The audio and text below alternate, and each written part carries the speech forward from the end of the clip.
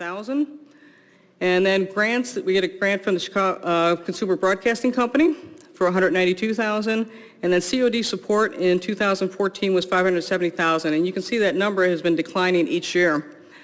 For GAAP purposes and for the grant, we have to do an indirect cost. It's a calculation that's required to apply overhead from the college to it. That number has averaged around $300,000 a year. So you will see that the radio station revenues for FY14 were $1.9 million. It's gone down a little bit, but it's primarily gone down because of the COD support has gone down, which is included in revenue. So you see COD support has gone down $300,000, and that's pretty much the decline in the radio station revenues. And just looking at a graph, this is probably pretty easy news to you by now that salaries and benefits comprise the largest component of the expenses. The indirect expenses are another 16%, and then we have depreciation, some other and contractual services of 11%. Through the first 6 months, our performance is improving. Revenues are staying about the same, but we're getting improvement on the cost side. And part of that improvement, obviously, is that there was a case of fraud, and expenses has been overstated for the past 16 years. So now that number is starting to come out. All right, so let's talk a little bit about the radio station fraud. As you've read in the paper, an alleged fraud at the college radio station was uncovered in late 2013. The state's attorney's office, working on prosecuting the case, asked the college not to publicly discuss this case while they were working on it. So the college respected the law, and we were prevented from talking about this situation publicly. And Tom, Joe, and I think this has been a very hard time period to have to hear so many misstatements come out and not be able to say anything. So tonight, we want to talk about some of the misstatements and correct them. There have been a lot of concerns raised. We have heard, how could the radio station receive a clean audit opinion when there was an alleged fraud? The fraud is equal to 4 times the annual radio station revenues. The college knew about this fraud for 2 years and did nothing. So these are all very good concerns, and based on the information that was out there, if I was in the public and I read these things, I would be concerned too, and I would believe this. Fraud is very serious regardless of the dollar amount. A system of internal controls encompasses the checks and balances that safeguard assets, detect errors, and help to deter fraud. No matter how well designed, internal controls can only provide reasonable assurance, not absolute assurance. Collusion is a frequent way that internal controls are compromised. And for those of you that don't know what collusion is, it means that there can be somebody working with somebody that is committing a fraud. Now, this could be done on purpose. They could be gaining and earning some money, or it could just be that somebody in authority turns a blind eye, or just plain irresponsible actions. Most frauds are uncovered from employee tips. They're not uncovered through audits. In December of 2013, the college identified an alleged fraud at the radio station. The total amount of this alleged fraud was approximately $440,000 and spanned the course of a 16-year period, not 1 year. This means on average, the average impact to annual financial statements was $28,000 to the radio station, or about 1.4% of the annual radio station operating expenses. And for the college operating expenses, this was 0.02%. Okay, so how did we get a clean audit opinion? Okay, the financial audit was just completed when we discovered this, and the financial statements were issued to the college and had not yet been issued publicly. They were going to be issued at the January board meeting. The college notified the auditors of the alleged fraud. So now the auditors were faced with a dilemma. They needed to do some due diligence. Was this fraud material to the financial statements? In other words, if somebody was relying on these statements, would they be adversely impacted by this event? So, for instance, say that you were a bank and say that this was a private institution and the bank had your financial statements, would this knowledge deter the bank from making that loan? $28,000, 1.3%. In conducting an audit of financial statements, the overall objective of the auditor is to obtain reasonable assurance about whether the financial statements as a whole are free from material misstatement, whether due to fraud or error. Misstatements are considered material if they, individually or in the aggregate, could reasonably be expected to influence the economic decisions of users made on the basis of these financial statements. Determining materiality is subjective.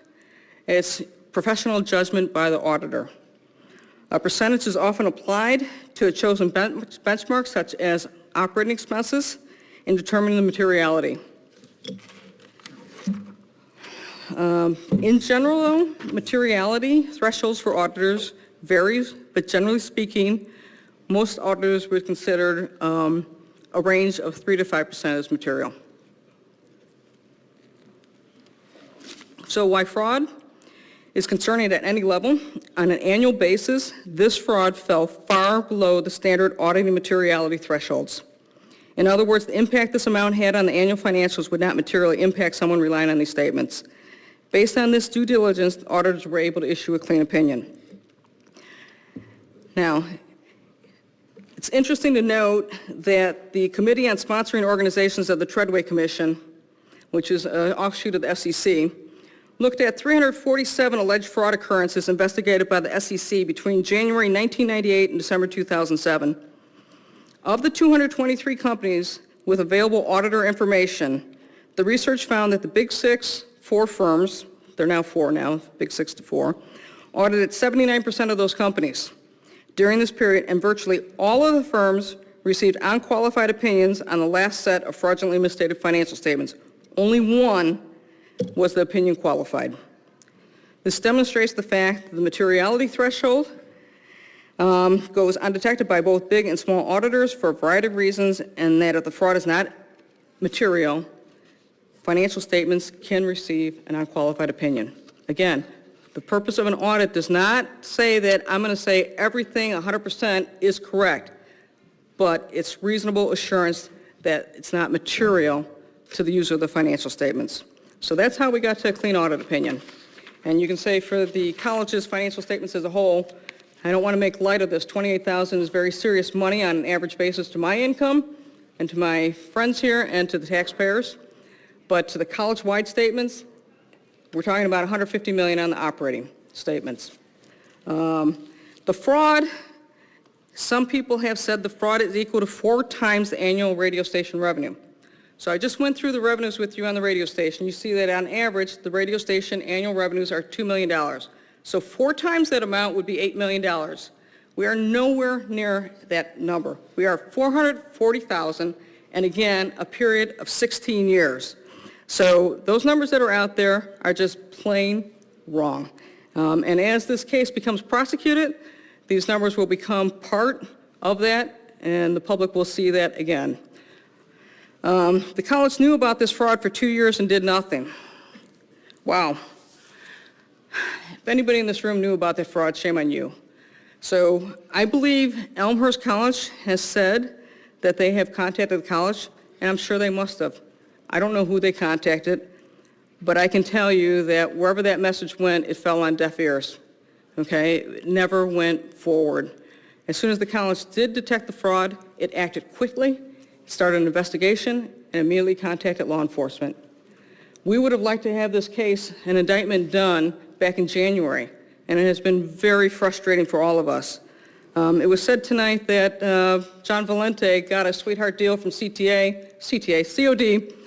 He got a $10,000 payment, severance. It's not severance. By law, we are required to pay an employee vacation pay that they have earned. It doesn't matter if they committed a fraud or a crime.